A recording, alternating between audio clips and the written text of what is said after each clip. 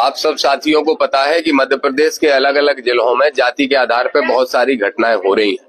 हमारी आजाद समाज पार्टी और हमारे राष्ट्रीय अध्यक्ष भाई चंद्रशेखर आजाद जी जो शब्द का इस्तेमाल करते हैं, ये जातंकवादी घटनाएं हैं, जाति के आधार पर होने वाली घटनाएं।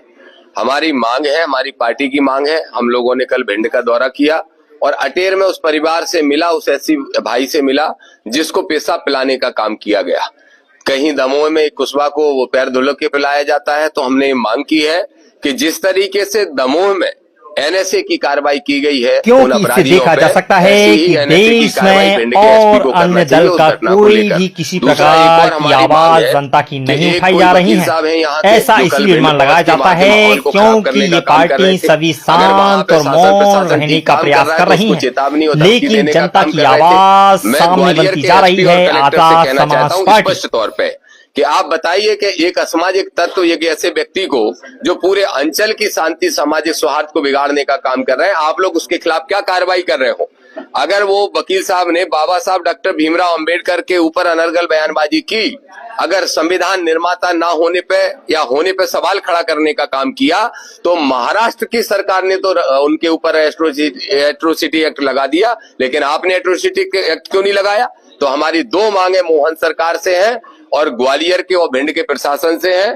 तत्काल प्रभाव से भिंड के एसपी एनएसए लगाएं अटेर वाली घटना में। और दूसरी मांग है कि यहाँ पे जो मिश्रा जी एक वकील साहब हैं जो बार बार अनर्गल बयानबाजी करके शांति फैला रहे हैं, उन पे एट्रोसिटी एक्ट लगा के उनको जेल भेजने का काम करें। नहीं तो जो आंदोलन भीम आर्मी आजाद समाज पार्टी के साथियों ने स्थगित किया, संवैधानिक व्यवस्था को देखते हुए, लोकतांत्रिक व्यवस्था को देखते हुए हमें फिर सड़कों पर उतरना पड़ेगा और फिर हम सड़कों पर उतरेंगे तो प्रशासन संभाल नहीं पाएगा। इसलिए साफ चेतावनी है कि तत्काल प्रभाव से कार्रवाई, सख्त कार्रवाइयां करें। 15 तारीख को जो आंदोलन था उसके बाद प्रशासन द्वारा सोशल मीडिया पर अनर्गल टिप्पणियों को लेकर दोनों पक्षों से शांति की अपील की, लेकिन अभी भी देखा जा रहा है सोशल नहीं है। देखिए, क्रिया की प्रतिक्रिया होती है।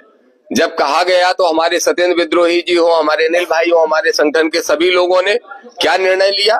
उन्होंने निर्णय लिया कि ठीक है भाई, हम प्रशासन की मदद करेंगे और हम आंदोलन को वापस लेते हैं ताकि सामाजिक ताना बाना ना बिगड़े, वर्ग संघर्ष की स्थिति ना बने। लेकिन उसी दिन वही वकील साहब ने क्या किया? सड़कों पर उतर के सांप्रदायिकता फैलाने का काम किया, एक सीएसपी से लड़ने का काम किया। क्यों प्रशासन ने कार्रवाई नहीं की?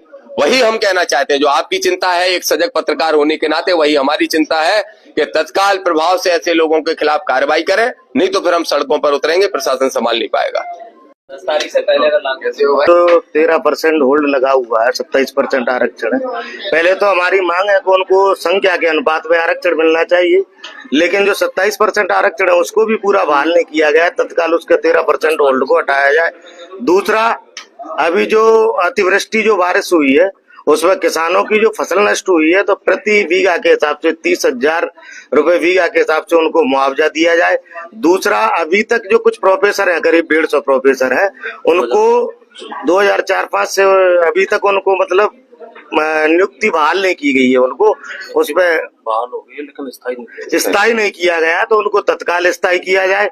और ये जो विवाद है, बाबा साहब की प्रतिमा का जो विवाद है, भीम आर्मी आजाद समाज पार्टी के प्रत्येक सिपाही इतना कमजोर नहीं है। वो सिर्फ कोर्ट का मामला है, इसलिए हम कुछ नहीं कर पा रहे। लेकिन तत्काल हम सरकार से मांग करते हैं कि सरकार उसमें स्ट्रेट फॉरवर्ड अपना आदेश जारी करे कि प्रतिमा को लगाना चाहते उसके समर्थन में या विरोध में। नहीं लगाना चाहते, जैसा अपना ओपिनियन बताओ, लगाना चाहते हैं तो वैसा ओपिनियन बनाए। हम लोग जल्द ही पूरे प्रदेश के अंदर एक अंबेडकर सम्मान यात्रा करने वाले हैं, जिसमें पूरे प्रदेश में घूम घूम कर करीब 5 से 10 लाख लोग हम ग्वालियर में इकट्ठा करेंगे।